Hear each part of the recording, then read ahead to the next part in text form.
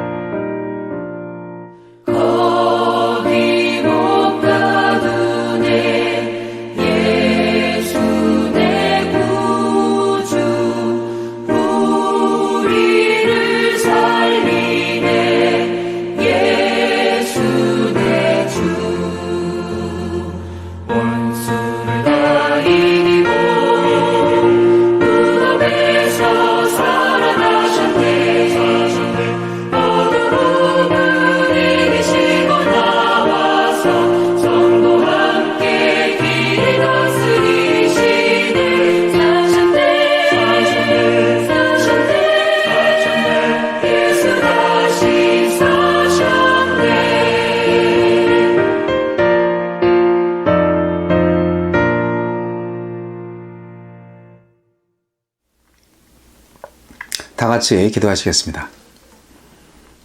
전능하시고 자비로우신 하나님 아버지, 모든 영광을 받아 주옵소서. 우리를 창조하시고 우리를 구원하시며 우리를 다시금 하느님의 나라로 인도하시는 주님을 찬양하고 경배합니다. 우리에게 인생을 허락하신 이유를 분명히 알게 하여 주시고 진정 올바른 목적을 향해서 나아갈 수 있는 인생 되게 하심을 감사드립니다. 많은 사람들이 자기 멋대로 살고 있습니다. 자기가 왕인 양 살고 있습니다. 그러나 유일하신 왕은 하나님이신 줄 믿습니다. 그리고 또한 하나님은 거룩하시고 의로운 왕 중 왕, 신 중의 신임을 믿습니다. 우리의 창조주이신 그리고 우리 아버지이신 하나님 아버지, 우리를 살리시기 위해서 독생자 예수 그리스도를 십자가에 죽게 하시고 다시금 부활하게 하셔서 우리의 생명과 산, 소망이 되게 하시는 하나님 아버지, 진정 예수님의 부활을 믿고 우리도 부활을 할 것을 믿고 오늘 하나님을 예배합니다. 부활 소망을 가진 자로서 이 세상에 살 동안 죽음을 두려워하지 않고 오직 하나님을 예배하는 삶을 통하여서 행복한 인생이 되게 하여 주옵소서. 할 수만 있다면 하나님의 모든 백성들이 풍성한 생활, 그리고 진정 하나님을 예배하는 인생으로 행복할 수 있는 그러한 세상이 되기를 간절히 소망합니다. 억울하고 힘들고 답답한 인생이 있다 할지라도 우리에게 부활의 소망이 있음을 다시 한번 고백하오며 오직 주님의 판단과 주님의 심판과 주님의 구원을 인하여 찬양을 올려드립니다. 오늘 예배에 참여한 하느님의 백성들 마음속에 부활의 소망을 갖게 하여 주옵소서. 예수님 이름으로 기도합니다. 아멘.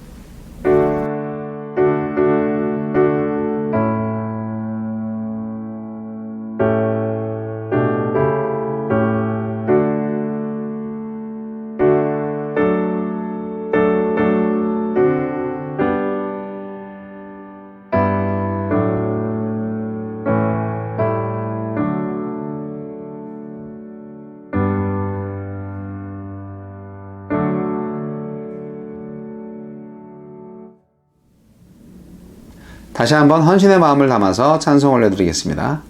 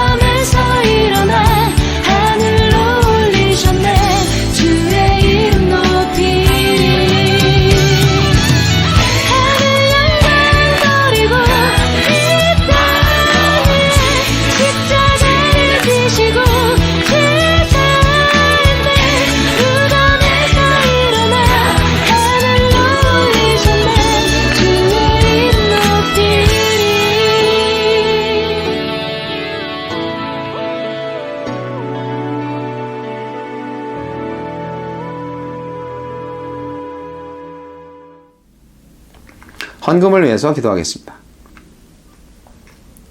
항상 우리에게 모든 필요한 것들을 채워주시는 하나님 아버지께 감사와 찬양을 올려드립니다.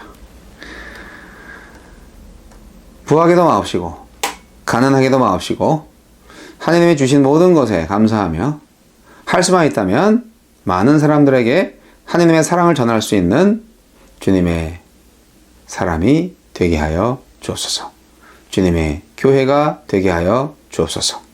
강도 만난 자의 친구, 선한 사마리아인이 되게 하여 주옵소서. 예수님 이름으로 감사하며 기도합니다. 아멘. 오늘의 말씀은 요한복음 20장 1절로 18절까지 말씀. 요한복음 20장 1절로 18절 말씀.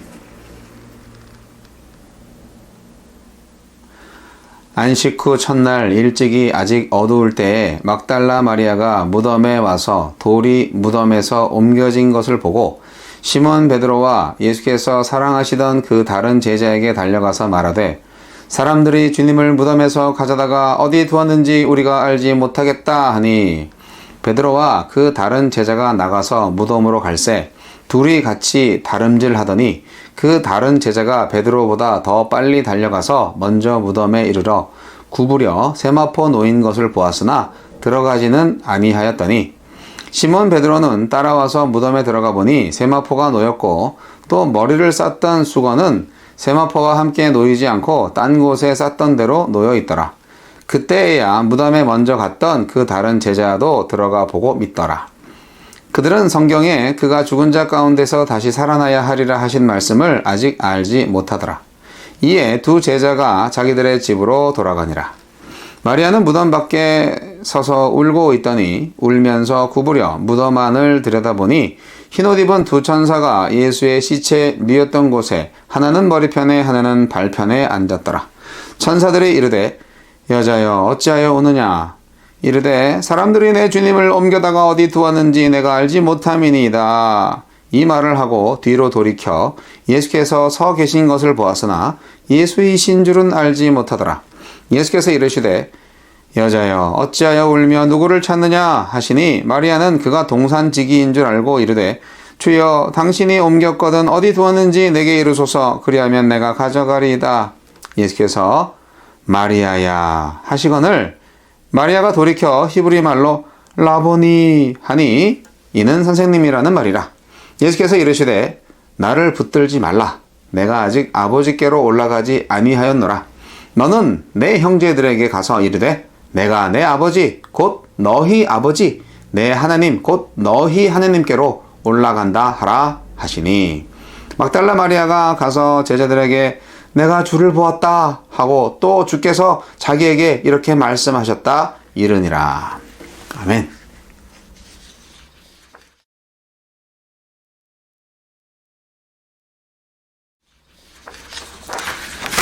오늘 읽은 말씀에 따르면 안식일 이후 막달라 마리아가 무덤에 왔는데 돌문이 굴려진 것을 보았습니다.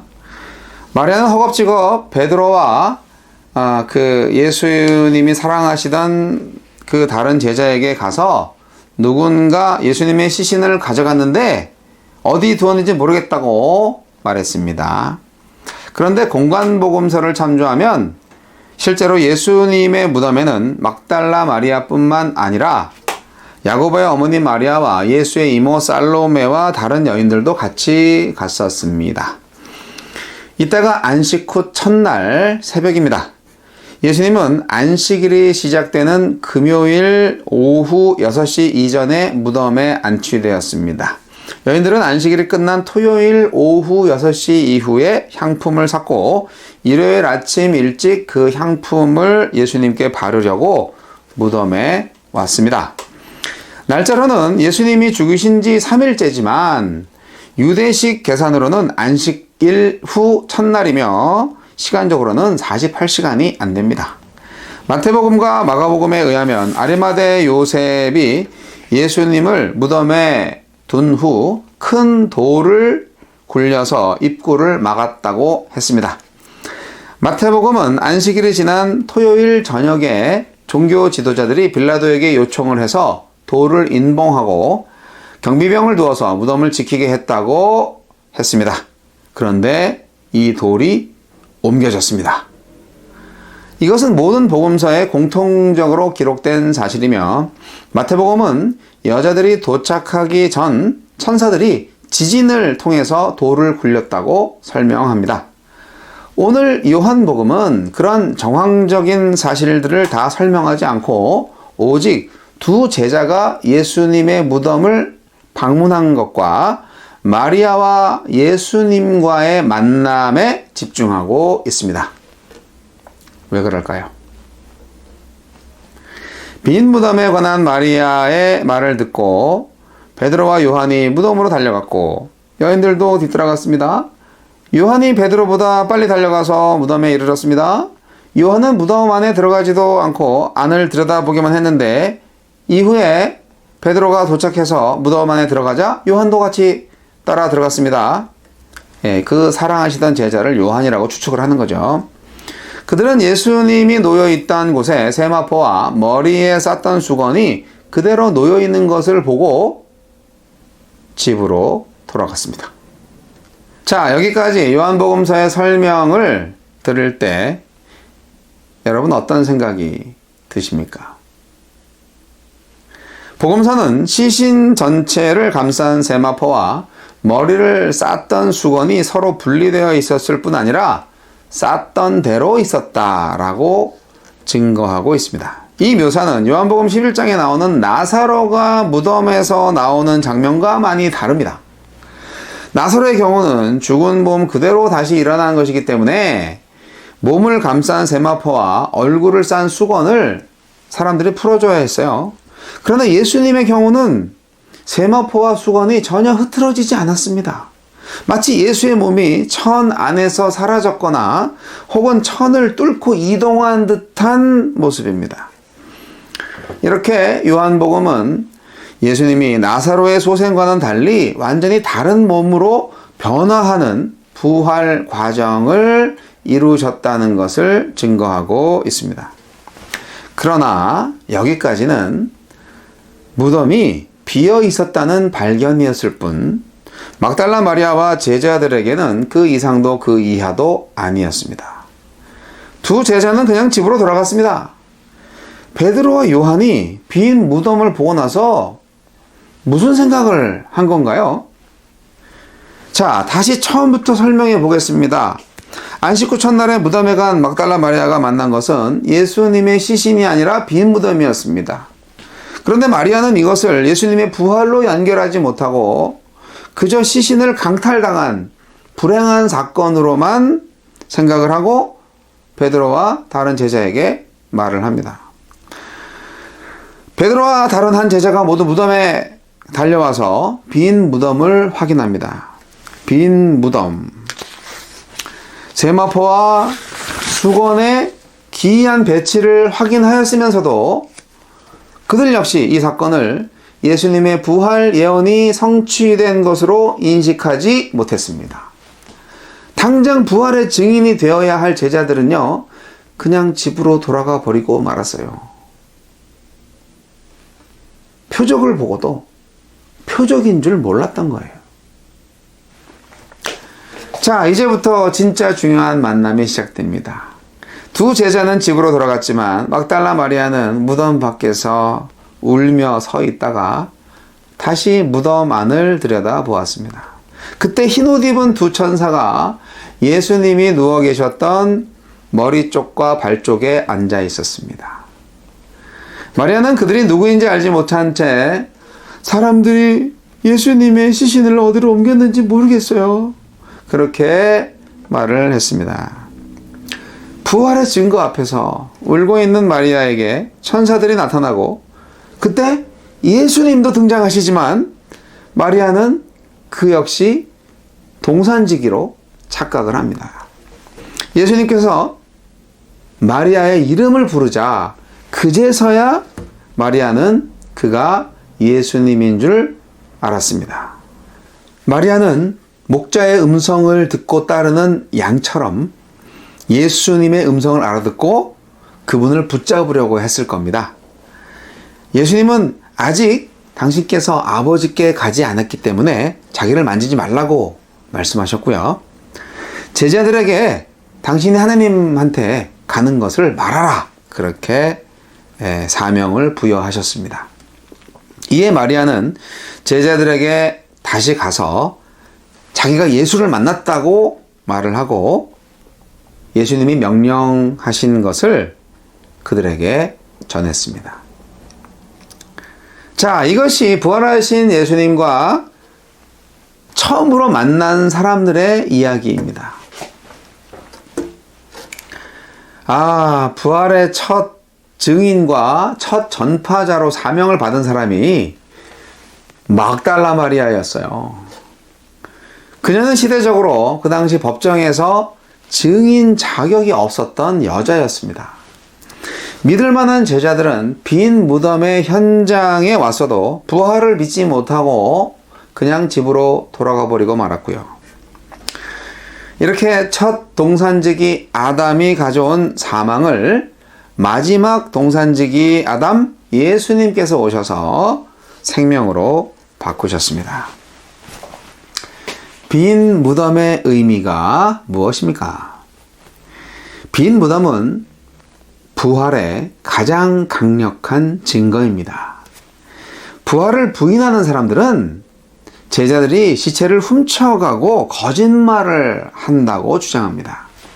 하지만 이것은 상식적으로 말이 되지 않습니다. 예수를 버리고 도망친 겁쟁이들이 갑자기 용기 백배하여 삼엄한 로마 경비병들을 물리치고 그 큰 무덤에 돌을 옮기고 예수의 시신을 빼갔다고요? 글쎄요, 불가능한 일입니다. 더군다나 제자들은 오늘 읽은 말씀처럼 처음엔 예수님의 부활을 믿지 않았어요. 그런데 나중에 제자들은 한결같이 목숨 걸고 부활의 증인들이 되었습니다. 누가 지어낸 거짓말을 지키려고 자기 목숨을 걸겠습니까? 예수님께서 실제로 부활하셨다는 사실을 배제하면 제자들의 이 급격한 변화는 도대체 설명이 되지 않습니다. 빈 무덤은 명백한 부활의 증거입니다. 예수님께서 무덤에 계셨다면 제자들은 무덤에 찾아와 그를 추모했을 것입니다. 그러나 무덤은 비어 있었습니다. 빈 무덤은 제자들에게 부활하신 예수를 증거하라는 사명을 주고 있습니다. 사랑하는 성도 여러분, 우리는 화려하게 장식된 무덤에 계신 위대한 성인을 숭배하는 사람들이 아닙니다. 우리는 더 이상 무덤에 계시지 않고 부활하신 하나님의 아들 예수를 믿는 사람들입니다. 빈 무덤은 우리에게 죽으시고 부활하신 예수 그리스도를 믿고 그를 전하는 삶을 살 것을 요청하고 있는 것입니다. 이것이 바로 빈 무덤의 의미죠. 여러분 모두 부활의 증인으로 살아가시기 바랍니다. 여러분, 부활하신 예수님을 보고 싶으신가요? 오늘날 많은 이들이 하나님을 직접 보기를 원합니다. 이런 바람들은 불신자들 뿐 아니라 신자들도 마찬가지입니다. 불신자들은 하나님을 한번 보여주면 믿겠다고 말하기도 하고, 신자들은 하나님께서 한번 나타나 주시면 정말 신앙생활 잘할 것 같다고 말하기도 합니다. 그러나 부활하신 예수님은 말씀하셨습니다. 보지 않고 믿는 자가 복되도다 라고 말이죠. 출애굽 사건을 한번 생각해 보세요. 성경 역사상 출애굽 1세대만큼 하나님의 이적을 체험한 세대가 있었을까요? 그들은 정말 하나님의 초자연적인 권능을 무수히 많이 경험했을 것입니다. 하나님께서는 출애굽한 이스라엘 백성들을 광야에서 낮에는 구름기둥, 밤에는 불기둥으로 지켜주시고 인도하셨습니다. 뿐만 아니라 40년 내내 하늘에서 만나와 메추라기를 내리셔서 양식을 공급하셨습니다. 그리고 반석을 쳐서 물을 내셔서 그들의 목마름을 해결해 주셨죠.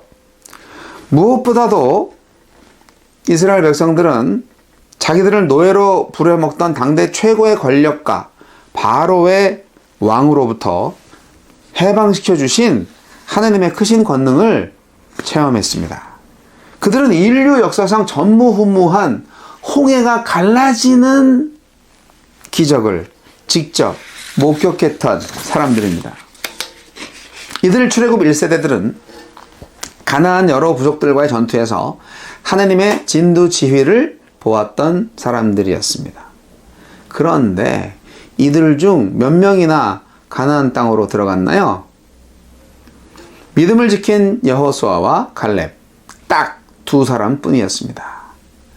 이렇게 인간이라는 존재는 보고도 믿지 않는 존재, 하나님을 보고도 믿지 않는 존재입니다.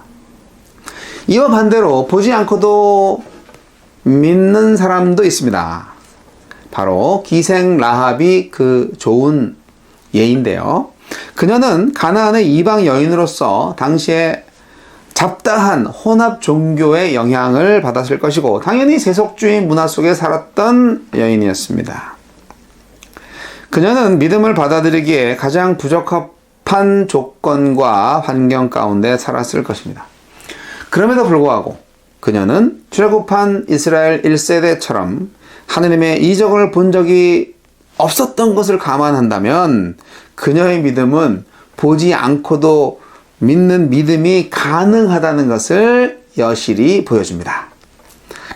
결정적으로 라합은 여호와에 대한 소문만 듣고 믿음을 가지고 하나님의 백성을 영접한 사람이 되었고요. 결국 예수님의 족보에까지 참여하게 되는 영광을 누리게 되었죠.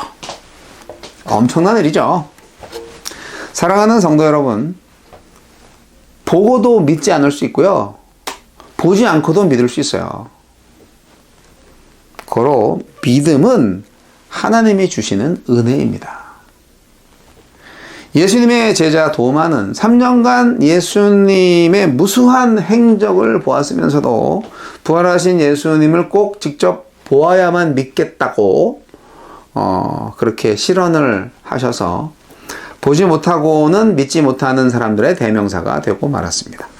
우리가 믿음을 이적과 능력이라는 시간적인 혹은 현세적인 차원에서 추구하려고 한다면 우리 앞에 불신앙의 함정은 수없이 많아질 것입니다. 따라서 신자는 하나님께서 당신을 가장 정확하게 계시한 성경을 통해서 그 성경을 믿음으로써 신앙의 성장을 도모해야 할 것입니다. 진리의 성령님이 도와주실 거예요. 우리 모두 보지 않고 믿는 믿음으로 부활의 증인이 되기를 소원합니다. 부활하신 예수님을 증거하는 사람이 되십시오. 부활하신 예수님을 오늘도 찬양합니다. 기도하겠습니다. 거룩하시고 자비로우신 하나님 아버지, 부활의 생명 주심을 감사합니다. 우리도 죽었다가 부활할 줄 믿습니다. 우리를 살리기 위해서 십자가에 달려 죽으신 그리고 부활하신 예수 그리스도를 찬양합니다. 다시금 결단합니다. 주여, 부활하신 예수님을 증거하는 인생이 되게 하여 주시옵소서. 예수만이 생명이고 우리 인류의 마지막 희망이라는 것을 선포하게 하여 주옵소서. 지금은 우리 주 예수 그리스도의 은혜와 하느님 아버지 극진하신 사랑과 성령님의 감화감동 교통 역사하심이 예수를, 부활하신 예수를 끝까지 증거하고자 다시 한번 새롭게 결단하는 부활의 증인으로 살겠다고 새롭게 다짐하는 모든 하느님의 백성들, 종들, 선교사들 머리 위에 이제부터 영원까지 함께 하시기를 우리 구주 예수 그리스도의 이름으로 간절히 축원하옵나이다. 아멘.